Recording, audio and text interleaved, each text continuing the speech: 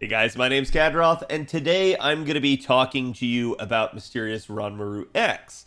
That is to say, Gura 6 Close Calls new welfare unit. Now, as we were just mentioning right here before I started recording, Ronmaru as a welfare unit is, and the way welfares generally work for you is they are given to you for free. You get all 5 copies, and they're generally stronger than NP1 of a 5-star when you combine all the copies. The issue with a unit like Ranmaru is going to be the availability of Ranmaru. And you might be sitting there thinking, well, Cad, it's a welfare unit, and we have the Evocation Festival. Eventually she'll come back. And while that is true, she hasn't come back as of the recording of this yet, and her event has not rerun, and it is stuck behind 5.5 completion. So, if you're a newer player, you can try to get Ranmaru here, but there is no known rerun at this point. She will logically come back sometime into the future, but we don't have a date for that yet. And as a result, we basically can say that she's at least going to be somewhat restrictive for those who can acquire her. It is to say, you will have to be decently far into the story in order to be able to gain the access to the event. So that's going to be a concern for her. Outside of that, though, Ranmaru is actually a fairly good unit.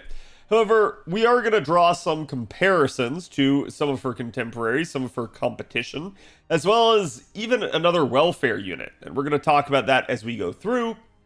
But I will say that Ranmaru is not a bad unit. I think Ranmaru is another one of those units that, like we were talking about yesterday with Sakamoto Ryoma Lancer, Ranmaru received a lot of hate, and I never really understood why until I started looking into who was dishing that hate. And a lot of it boils down to Ranmaru is an AoE arts welfare Avenger in a category that is full of people's waifus. And that usually is the reason behind a lot of the criticisms. Most people can't check their bias at the door and look at what sort of the gift horse is, and instead want to stare it right in the mouth and determine that they've, it's not a good unit compared to their very robust option. So, again, don't pay attention to people like that. We're going to give you the lowdown real quick here on Ranmaru as to how she works. So let's go ahead and jump right into her kit. So again, you guys can see she has about 9.8k attack. This is not, the strongest 4-star attack power. However, it is on an Avenger, and Avengers do usually have really good attack power, and we can kind of see that already here, given the fact that 9.8 is knocking on the door to 10k, and 10k is what we would consider stellar for a 4-star to have in terms of its attack power. This means that for a 4-star, Ranmaru will actually card fairly decent, regardless of whether or not her buffs are in play. Her HP, though, is the trade-off here, as is usually the case with our Avengers, and she only gets 10k, and that is just something to be concerned about. Thankfully, as an arts unit, usually she's going to be paired with some of the best supports in the game at keeping units alive, so it's not going to be too great of a concern as long as you have the right people to take with her. Her attribute is going to be Star Attribute, a rather rare one, and she will have Star Absorption of 29, a relatively low amount, but this is par for the course when it comes to our Avengers. They always have absurdly low Star Absorption rates in order to make it harder for them to soak stars since they're such offensive units. This doesn't mean that you can't generate or soak stars on them, just that you're going to probably have to find unique ways to do so. And we'll talk about that as we go through the kit. Her star generation is also fairly low at only 6%. And you can see one of the chief concerns with Ranmaru right here, which is going to be her NP gain rate. It's only 0.45, which is not a lot. Kind of average nowadays is about 5 to 6%, somewhere in there. And we definitely have units that go a lot higher. Ranmaru is down here in the 4.5% type range. I say that it's 0.45. But the idea here at play is that usually they adjust a unit's NP gain based off the kit, based off the hit counts of the cards. And since she is a arts unit, you can expect that to sort of be the case. She does have NP charge defense of 5%. This is the highest in the game that you can basically have. And this is usually going to be associated with units like Avengers, where, again, you get decent bang for your buck when they get hit, because this is going to be 5% NP generated per hit of an enemy attack. So really, really strong. You're going to get a lot if enemies have multi-hit against her. Her death rate is actually very low. Another good aspect to her. So if you are taking her into some sort of challenge where death is coming into play, you won't have to worry about it too much on her, as it'll be probably more likely that your supports get killed first instead by such a proc. She is lawful good, and I keep calling her a her, but she is gender unknown, and you're going to see why I keep calling her a her in a second here. She has Intima Elish Nullification, again, another rare one, but this is actually the case with a lot of star attribute units, as it is a rare attribute, and there is a lot of synergy there between star units and Intima Elish Nullification as a trait. That is to say, this is just an explanation for the unit not being vulnerable to Intima Elish, aka Gil's special damage on his Noble Phantasm. Not all star units are. There are some exceptions to that, but usually most Intima Elish Nullification units are star traded. So there are some exceptions to that as well, but again, it's difficult. Just try to learn who has the nullification over trying to learn everybody that doesn't. She has existence outside the domain because, again, she is an Avenger, but weirdly enough, that's a foreigner trait. You'll kind of see this here in a minute. She is feminine looking, hence my terminology here. Humanoid, levitating servant, and just a normal servant. With regards to her deck, you can see it's double buster, double arts, and quick. In fact, this is a carbon copy of Sakamoto Ryoma's deck. Only one thing has been changed, and that's the hit counts on the arts and buster cards, as they're only going to be 2, which is 1 below average. So right now, this would be a cause for concern where you see only 2 hit arts cards.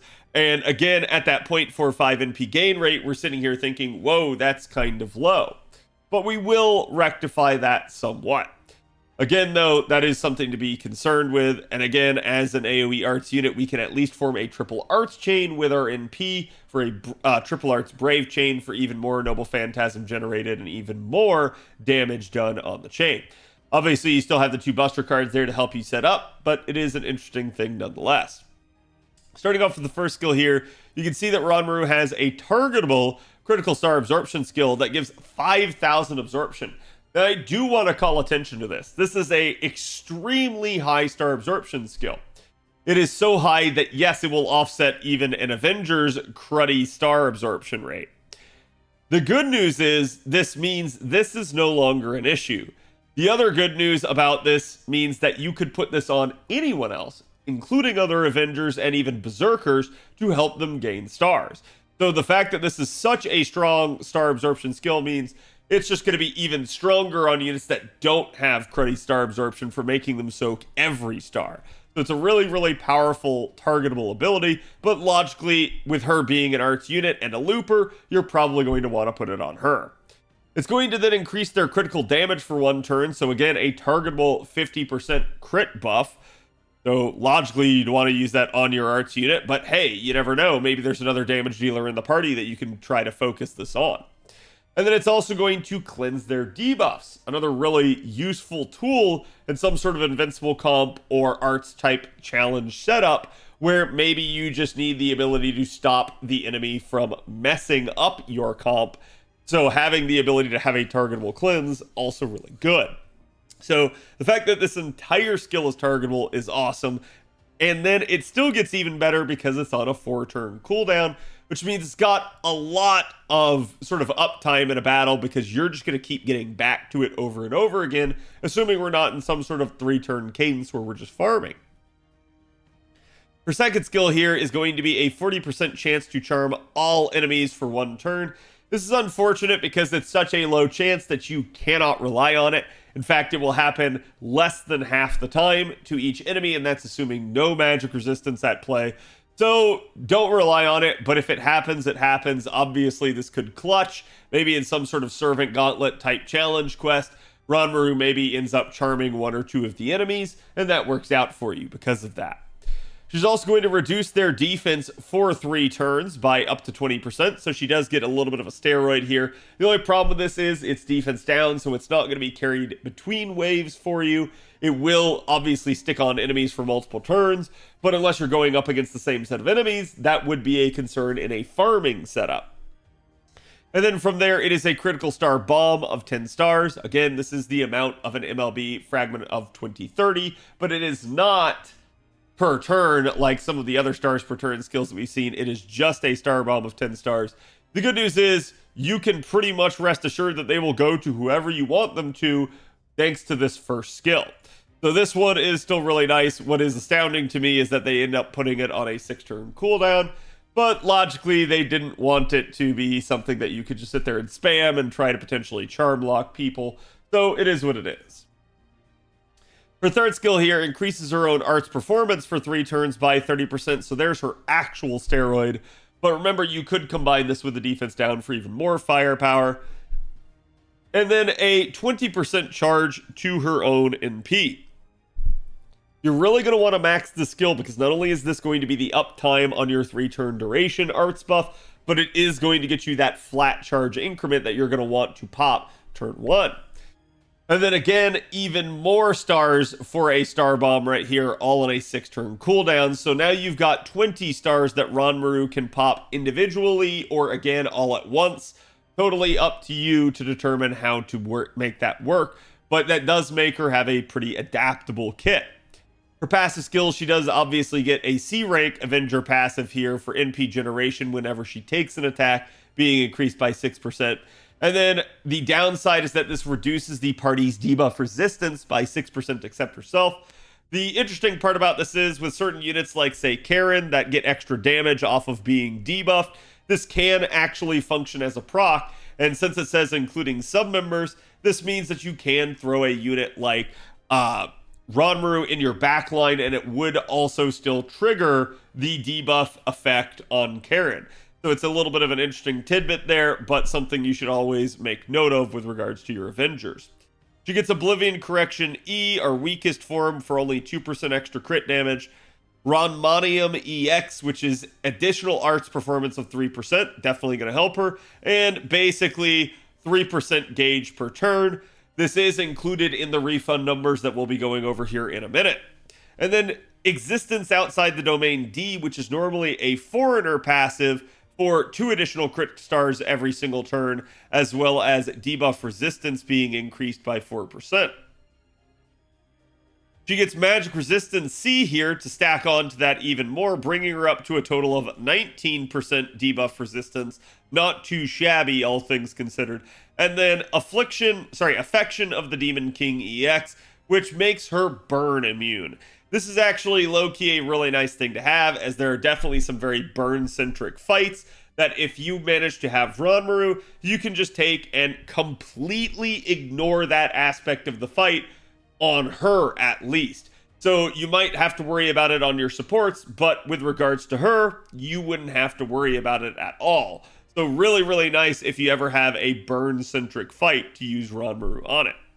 With regards to her Append skills, I highly recommend going for the mana loading first. You will be getting the coins from the event, so you really have no excuse for not at least unlocking it. But leveling it up all the way to rank 10 may be worth it if you plan on using Ronmaru a lot, as again, getting 20% starting charge can be really nice in certain circumstances. For third Append here, again, you're probably going to have the coins to unlock, so it's not a huge deal. But if you're trying to also grail Ronmaru, this to me would be the odd man out. Granted, Ronmaru as an AoE Avenger is going to be a little bit of a looper, especially a neutral looper. So you may find circumstances where you would be taking Ronmaru up against caster enemies. This would obviously very much help Ronmaru's refund, but it would still be a concern as to, do you actually need this Append in order to help her do enough? And I'm going to say probably not. This one to me is still going to be your weakest Append out of the 3.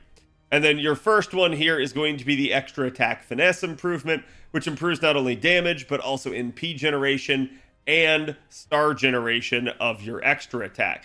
Since her extra attack was the average 5 hit, it's definitely a decent one and something to be considered, especially if you're taking her into challenge content, where you're up against break bars or boss waves where you're maybe going to have the ability to card after your NP. So still a really nice one. I would go again with the mana loading first, then the extra attack finesse. With regards to Ronmaru's Noble Phantasm, it is a 4-hit AoE Arts NP. Comparing this to a unit like Space Ishtar only has a 3-hit. So this is where, again, something like the lower NP gain rate begins to come into play. Ronmaru managed to have 30% arts up from her 3rd skill and still managed to get an additional 3% right here on Ronmanium, as well as 3% charge per turn to add into that. So you can kind of see why, in combination with a 4-hit AoE arts NP, they said, look, that's enough NP gain. And this is where, again, I'm going to call into question people's initial judgment of Ranmaru. Because Ranmaru's damage is not bad on a 3-turn, especially if you have the appropriate supports. And Ranmaru is a Black Grail looper, so again, I'm not really sure what people were trying to get at, because you can start Ranmaru from 0.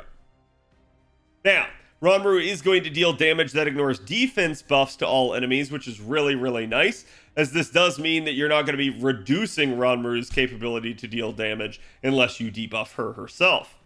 Then she's also going to increase her own critical star generation rate for 1 turn that activates first by 100%. For reference, this is sort of similar to the way Caster Gil works. This will make her NP generate some stars. It is going to be pretty nice. However, don't expect it to generate as much as Caster Gil's, because Caster Gil has a pretty insane, I believe, 15 hit NP for his. That's why he manages to generate so much. Still, Ranmaru will be able to generate some with even 4 hits, so it's definitely a welcome addition, as this is just going to make the arts unit be able to generate even more stars. Now, with regards to her actual refund numbers, it would probably behoove me to tell you sort of that there is an interesting situation. Remember, Ranmaru is a neutral looper, if you will. That is to say, a unit that will focus predominantly on the 7 Knight classes, and all of them will be neutral, with the exception of Berserker. Everybody else, though, obviously, a lot of your extra classes are going to be neutral too, but then you will occasionally come up against something like a Ruler where you're actually effective, or again, Berserker in that regard, or something like a Moon Cancer where you are resistant. So don't take Ranmaru against a Moon Cancer and you're probably fine. That is to say, again, that's sort of the premise behind neutral loopers. They are neutral to almost every class out there, and that's why usually they are your extra classes that fall into it. So in that regard, talking about Ranmaru's neutral numbers, at 3 hits of overkill out of a possible 12, you're looking at, again, this being the bare minimum for the assumption of you killing the enemy.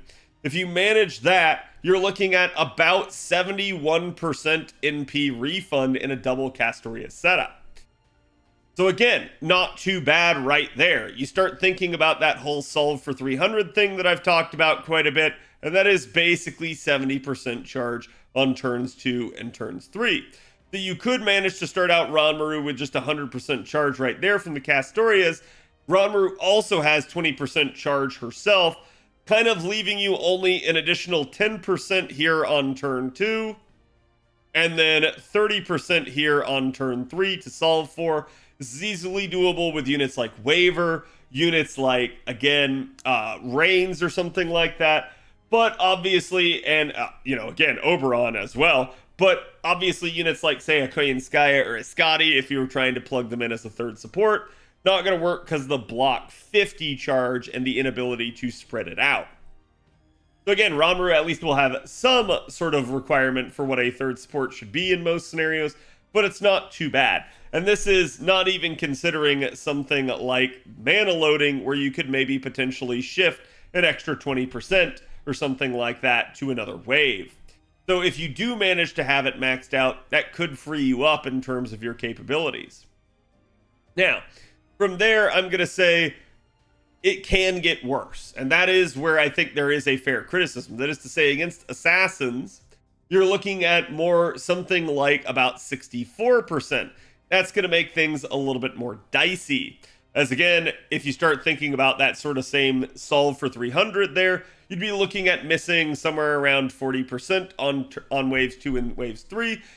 add in Ronmaru's charge, and you'd be instead looking at missing a total of 60% charge, but it may not be in the right increments. It should be, but again, it just depends. So as long as you can use a unit like, say, Oberon, this would still work, but it would be a concern. And then with a unit like, say, Berserkers, you're looking at only 57% refund, and now you're missing roughly 50% each wave. This one's not going to be doable with just the single hit of overkill. Thankfully, it's Berserkers. You're an Avenger with a lot of attack power. Getting more overkill hits certainly would be possible, so if you can even sneak that up to the 60% number there, that would make it imminently a lot more doable. Just remember, these numbers are including Ronmaru's 3% passive for extra charge per turn, so it is something to take into account. Even then, the maximum NP you could generate against neutral units would only be about 94%. Same thing with assassins, it would only be about 84%, maybe 85% if you could round up. And then 75% against berserkers would be the maximum that you could generate. That is assuming all overkill hits and just double Castoria. Obviously, you can generate more if you use a third support like someone like, say, again, Bride, that gives extra NP gain, but it just depends on your setup and what you're trying to do. Now, with regards to actual numbers here, again, that's going to be somewhat of our concern, that as we start to compare numbers with Ronmaru, you're going to be definitely concerned about who to go up against, who to compare her to. Now, I think when we start talking about this, we have to look at, obviously, the contemporaries that she has in the Avenger class. And so as we sort the sheet here, it's, I have to remind you that this is a neutral sheet. So it works out perfectly for a situation like Ronmaru, where you're not necessarily going to be dealing effective damage too much. And as you look at this list, you're going to see a lot of units that are on here who are very strong. Units like Avenger kind of topping out the list, but this is sort of assuming Kama's charm to be at play.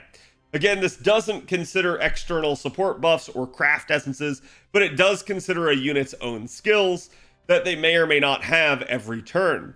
Same thing with Dante's right here, same thing with Space Ishtar. Though again, you do sort of end up having interesting scenarios with Space Ishtar where her numbers appear a little bit lower because they don't assume success, since there is a 20% chance of failure. So if you start to assume success, you're looking more at these 31k numbers over here. Sorry, let me zoom over a little bit. These 31k numbers over here, which stacked up against Kama, certainly not as good still, but this is assuming the charm lands. So you don't have to worry about it too much. This also won't include something like Space Ishtar's ability to stack NP damage with every single NP. So there are some sort of intangibles that won't show up here. Again, we've been talking about Mao Nobu and how Mao Nobu actually is a lot stronger than people realize. They'll sit here and look at a sheet like this and say, oh, well, she's lower than Space Ishtar. She's not as strong. But remember, Mao Nobu having that Buster synergy can now, as of Gouda 6 with her new buff here, basically change her 20% charge into 30%. And we're going to end up talking about the differences that makes for her. Just understand that allows her to work in a much, much better comp. And so as a result here, you're starting to look at some pretty crazy numbers, again, with sort of the ability to really top out the charts if you can manage to have a lot of stuff overstacked. I don't know why it keeps giving me the weird pop-up here. But again, you can see she does have Sky Attribute, the ability to stack 70% attack up. And she could do that in a Korean Sky setup multiple times. And then the ability to sort of also work in Divine and everything else. So Mao Nobu's damage scaling here goes really, really powerful depending on what you're up against. But even a unit like Nito Alter, a much newer unit to the scene, can actually pump a lot of damage. So as we start to look down here at the bottom of our list, we see Mysterious Ranmaru X and Salieri. Neither of them are terrible. Salieri is a much more harder to get your hands on unit at this point, so we can't assume NP5 of him because of his story locked nature. As a result, we can only look at NP1, and he kind of ends up as the odd man out. Even if you could look at him at NP5, he would still lose to most of our other Avengers, and definitely has a lot weirder of a kit in that regard in order to make him work. But Ronmaru, on the other hand, you're guaranteed in P5, and you're going to be looking at about 33k there. Again, something that's going to end up putting Ronmaru right smack up here towards the top of the list. Something where, like I said, I think a lot of people didn't really expect. They didn't know the actual numbers for Ronmaru when they first criticized her. So she is certainly a unit that also has that ability to ignore defense and is not unusable by any stretch of the imagination. So looking at that and talking about her actual damage numbers here, if we're talking in P5 Ronmaru, because we can assume that, with double Castoria, and maybe an Oberon here as our third support, with a level 100 Black Grail, so this would be the most optimal setup, if you will, for Ronmaru, and a level 10 Neo Plug Suit, you're looking at sort of wave 1 damage for Ronmaru being about 147k, wave 2 being about 172k, and then wave 3, because the, again, third Oberon skill there, being a lot more like 380k. So a significant boost there and a very solid neutral number there. Again, that's 380k neutral damage, something that a lot of other AoE Avengers are still going to struggle to try and hit. As we start looking towards, again, a unit like Space Ishtar, you would only be looking at about 341k by wave 3 at NP1. Now, the issue with this is assuming the failure of Space Ishtar's skill. So again, sort of these initial numbers rather than the actual scaling over here from getting the additional card type up for your color buff. Now, okay, yeah, let me actually double check here. Right, so there's failure. Success, though, if you manage to get that, would bring her up to 375k. So 80% of the time, Space Ishtar would be stronger than Ronmaru. No, sorry, that would still be 5k weaker. She would still come in 5k shy at NP1. Now, I know a lot of you guys are going to be big fans about Space Ishtar. If you're watching this video, that's perfectly fine. You don't really have to feel threatened by her because, while yes, failure could occur and NP1 might not outpunch Ronmaru, Space Ishtar still has a lot of other intangibles that can really end up helping. Again, that 50% charge is really nice. That ability to change MP types is also really nice. So certainly some really good stuff in Space Ishtar's kit. And then it's an easily solved issue simply by going for NP2, as that starts to bump up the number to instead 455k on failure, and then 500k on success. So certainly much more solid numbers for a Space Ishtar. This is sort of why in a lot of